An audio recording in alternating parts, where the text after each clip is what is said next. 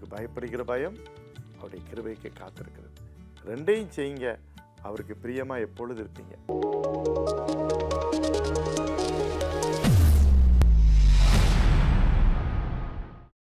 என் அன்பு சகோதர சகோதரிகளே, எனக்கு மிகவும் பிரியமானவர்களே, இயேசுவின் நாமத்தினாலே உங்களை நான் வாழ்த்துகிறேன்.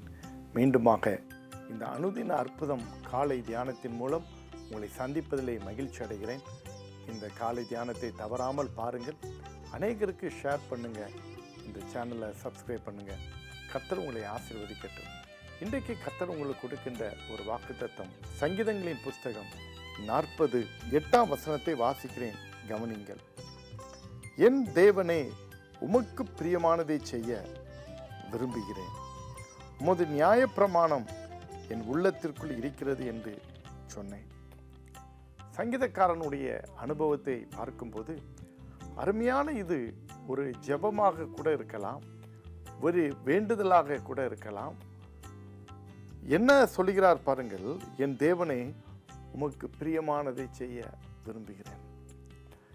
இன்றைக்கு மனுஷரை பிரியப்படுத்துறதுக்கு நம்ம என்னென்ன காரியங்களமோ செய்கிறோம்.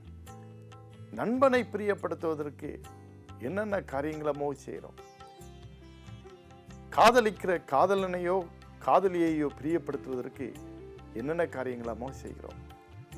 அதே போல சில அன்புக்குரியவர்களை, உறவுகளை பிரியப்படுத்த என்னெல்லாமோ செய்கிறோம். இங்க தாவீது யாரையும் பிரியப்படுத்த விரும்ப அவன் யோசிக்காது ஸ்ட்ரைட்டாகவே சொல்லுகின்ற ஒரு காரியத்தை நம்ம பார்க்கிறோம். என் தேவனே, உமக்கு பிரியமானதை செய்ய விரும்புகிறேன். மனுஷருக்கல்ல, உமக்கு எது பிரியமோ அதை செய்ய நான் விரும்புகிறேன் என்று அருமையான ஒரு வசனத்தை கேட்கிறார். என் அன்புக்குரிய தேவனுடைய பிள்ளைகளே, இந்த பிரார்த்தனை, இந்த வார்த்தை நம் வாழ்க்கையிலும் அது கடைபிடிக்கப்படும் போது ஆசீர்வாதமாக இருக்கும். இதே சங்கீதக்காரன் தான் 147 சங்கீதம் 11 விதமாக சொல்கிறார். தமக்கு பயந்து தமது கிருபைக்கு காத்திருக்கிறவர் மேல் கர்த்தர் பிரியமாயிருக்கிறார். தமக்கு பயந்து தமது கிருபைக்கு காத்திருக்கிறவர் மேல் கர்த்தர் பிரியமா இருக்கிறார். இப்ப பாருங்க, உமக்கு பிரியமானதை செய்ய நான் விரும்புகிறேன். சரிதான், ஆண்டவருக்கு பிரியமானதை செய்யறதுக்கு விரும்புகிறேன்னு சொல்றாரு. இப்போ ஆண்டவருக்கு என்ன பிரியம்? கர்த்தர் யார் மேலே பிரியப்படுறாரு? அவருக்கு பயந்து அவருக்கு காத்திருக்கிறவர் மேல், அவருடைய கிருபைக்கு காத்திருக்கிறவர். அப்போனா இதில் ரொம்ப வெரி சிம்பிள், ஸ்ட்ரைட்டாகவே நம்ம அண்டர்ஸ்டாண்ட் பண்ணக்கூடிய 2 காரியம். அவருக்கு பயந்து, கர்த்தருக்கு பயப்படுகிற பயம், தீமையை வெறுப்பது, தேவனுக்கு பிரியமில்லாத காரியங்களெல்லாம் விட்டு விடுவது. எதெல்லாம் ஆண்டவருக்கு பிரியமில்லையோ அதெல்லாம் நம்ம விட்டுறணும். இப்படி செய்யும்போது அவருக்கு பயப்படுகிறவர்களாக, அவருக்கு பிரியமானவர்களாக மாறிவிடுகிறோம். ரைட். 2வது, அவருடைய கிருபைக்கு காத்திருக்கிறவர் மேல் அவர் பிரியமாக இருக்கிறார். கிருபைக்கு காத்திருக்கிறவர் மேல் அப்படின்னா என்ன அர்த்தம்? தேவனோடு கூட நேரத்தை செலவழிப்பது. We need to spend time with the Lord. காலை வேளையில் அவரோடு கூட நேரத்தை செலவழிப்பது, அவருக்காக காத்திருப்பது, அது ஒரு பெரிய ஆசீர்வாதம். ஒவ்வொரு நாளும் அவருடைய கிருபைக்கு காலைதோறும் காத்திருந்து பெற்றுக்கொண்டு நம்ம வாழ்க்கையில் அந்தந்த நாளை நம்ம துவக்கும் போது ஒரு பெரிய ஆசீர்வாதம், பெரிய சந்தோஷம். ஓகே. ஆனால் இந்த பகுதியில் பார்க்கும்போது இந்த 2ம் இணைந்து செயல்படுவதை நாம் கவனிக்க முடியும். என் தேவனே, உமக்கு பிரியமானதை செய்ய நான் விரும்புகிறேன்.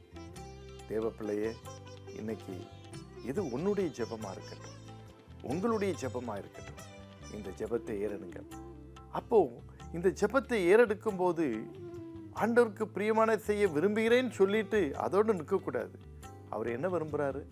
அவருக்கு பயப்படுகிற பயம். அப்படி என்றால் என்ன? அவருக்கு பிரியமான ஒரு வாழ்க்கை, அவர் என்ன விரும்புகிறாரோ அதை செய்வது, அவருக்கு பயப்படுகிற பயம். 2வது, அவருடைய கிருபைக்கு காத்திருங்க. ஒவ்வொரு நாளும் காலையில் தெய்வ சமூகத்தில் காத்திருங்க. இல்லை, காலையில் உங்களுக்கு சரியாக டைம் செட் ஆகலையா, அந்த நாளில் ஏதாவது ஒரு டைமில் தெய்வ சமூகத்தில் குறைந்தது ஒரு அரை மணி நேரமாவது தெய்வ சமூகத்தில் காத்திருங்கள், ஜெபிக்க கற்றுக்கொள்ளுங்கள். அப்படி நீங்கள் செய்யும்போது உங்கள் வாழ்க்கையில் ஒரு பெரிய ஆசீர்வாதம் என்ன தெரியுமா? அவர் உங்க மேல பிரியமா இருப்பார். அவர் உங்கள் மேல பிரியமா இருக்கிறார்.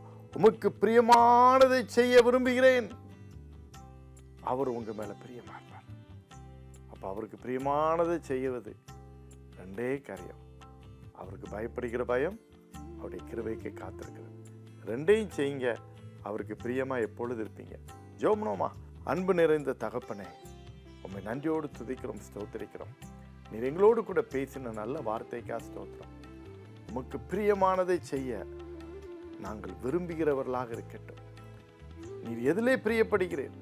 உமக்கு பயப்படுகிற பயத்தில் நாங்கள் காணப்படும் போது உம்முடைய சமூகத்தில் நேரத்தை செலவழிப்பது, உங்களுடைய கிருபைக்கு காத்திருந்து அதை பெற்றுக்கொள்வது, இதில் நீர் சந்தோஷப்படுகிறீரப்பா. இதில் நீங்கள் மகிழ்ச்சி அடைகிறீங்கப்பா. இதில் நீங்கள் பூரிக்கிறீங்க. அதற்காக உமக்கு ஸ்தோத்திரம். உங்கள் மகிழ்ச்சி, உங்கள் பூரிப்பு அது பூரணமாக இருக்கும்படியாக நான் ஜெபிக்கிறேன். என் அன்புக்குரிய தேவனுடைய பிள்ளைகள் யாரெல்லாம் இன்னைக்கு ஏசப்பா நீங்க விரும்புகிறத நான் செய்ய விரும்புகிறேன், உமக்கு பயப்படுகிற பயத்தை தாங்க, உங்களுடைய சமூகத்தில் காத்திருக்க எனக்கு பலனை தாங்க, நீ யாரெல்லாம் உண்மையா ஜெபிக்கிறாங்களோ அவர்களுக்கு நீங்கள் உதவி செய்து எப்பொழுதும் அவர்கள் உமக்கு பிரியமானவர்களாய் வாழும்படி நீர் அனுக்கிரகம் செய்யும். எல்லா தீமைக்கு விலக்கி பாதுகாத்துக் கொள்ளும். கிருபை மட்டும் கூட இருக்கட்டும். இயேசுவின் நாமத்தில் வேண்டிக் கொள்கிறோம் பிதாவே. ஆமென்.